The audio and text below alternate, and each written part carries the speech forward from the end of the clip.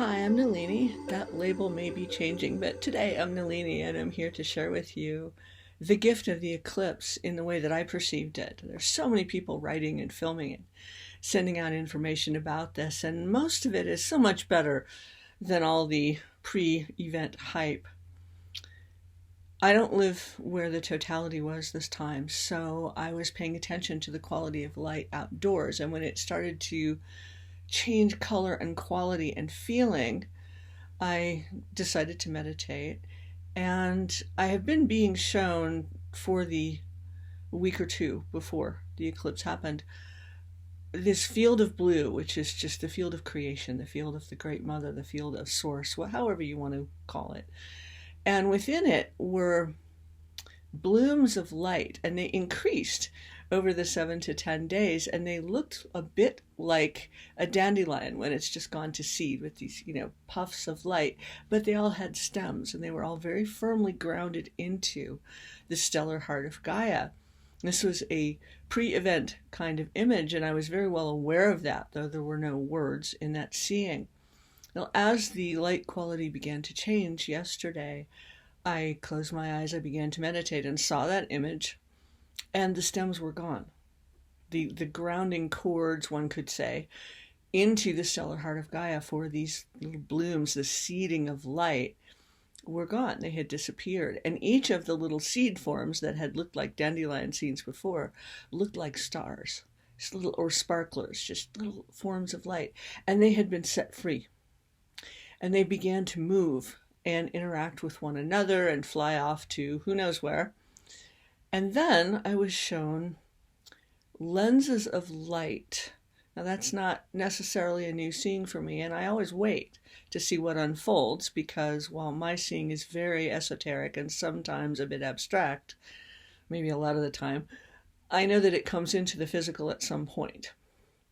So I was watching, and there was our sun and its corona and what was happening with that, with the moon's interjection and the earth's interjection in between.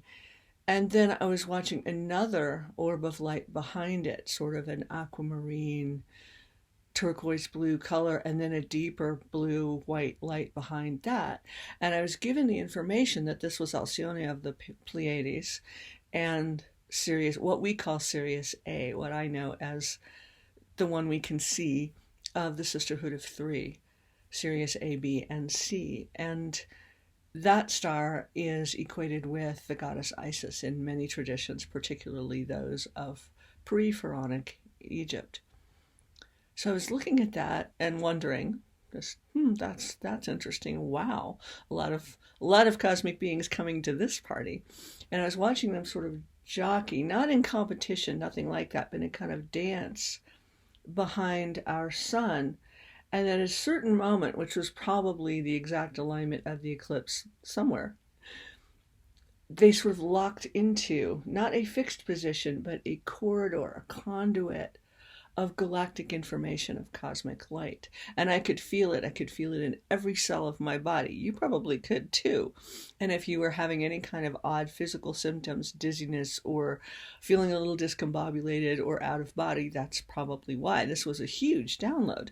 And it's continuing. It's waning at the moment, but there it is. So I was watching this, feeling it inwardly, and just so grateful. And no words. We never get a manual downloaded at this point. We get the experience.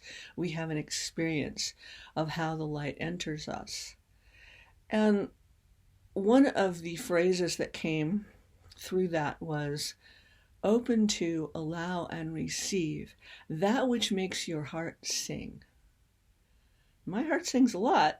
So I listened and I thought, I wonder, with everything that's going on in the world right now, and there is much, how often that is happening. And I was shown a montage of sorts of experiences from this life, all of the decades, where, if I'm honest, I can say that I was pretending to be something else in order to fit in order to have a job.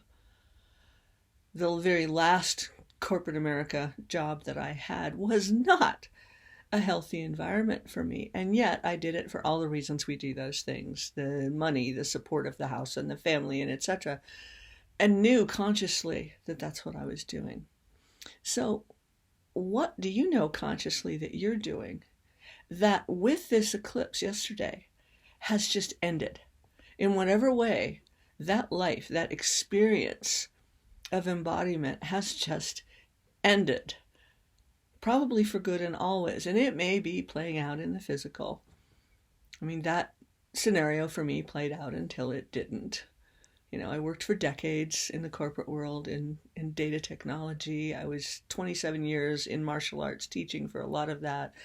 I've had experiences in the world where I was acting through as playing a role of a certain aspect of self, certainly, but was the fullness of what I am coming through it. That's the point. There's no excuse now, not for me, and I'm betting not for you if you're listening to this. That light that we are, that precious fractal of source embodiment that we are, is coming to the fore now, and we need to let it take over. So what happened yesterday with the eclipse, I was seeing these lenses of light and thinking, oh, that's amazing, that's wonderful.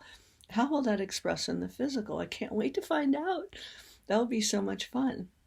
And later in the day, a friend sent me the images that are part of the thumbnail for this video, which are exactly the lenses of light, the pulsation of light, the orbs that I was seeing inwardly. Now, was I noticing something in the sky with my eyes closed? Perhaps. My seeing works that way sometimes.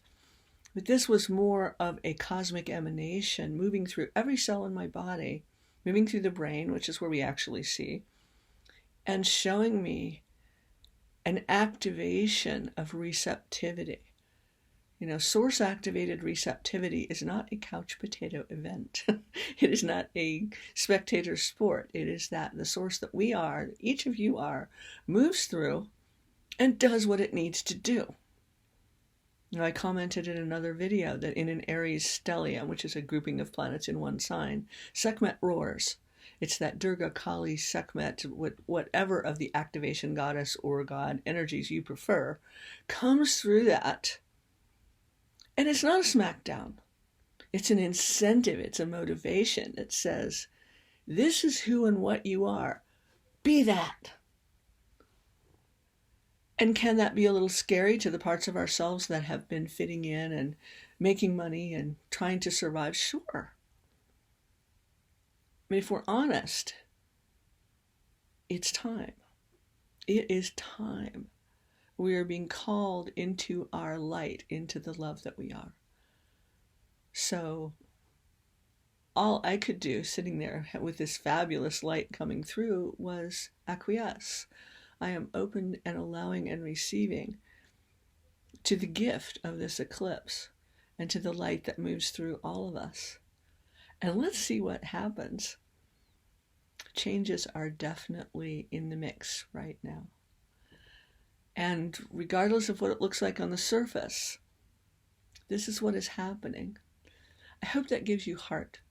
I hope that it inspires you to let the light that you are lead. Ladle that light, however it feels good to you to do that. Let your heart sing.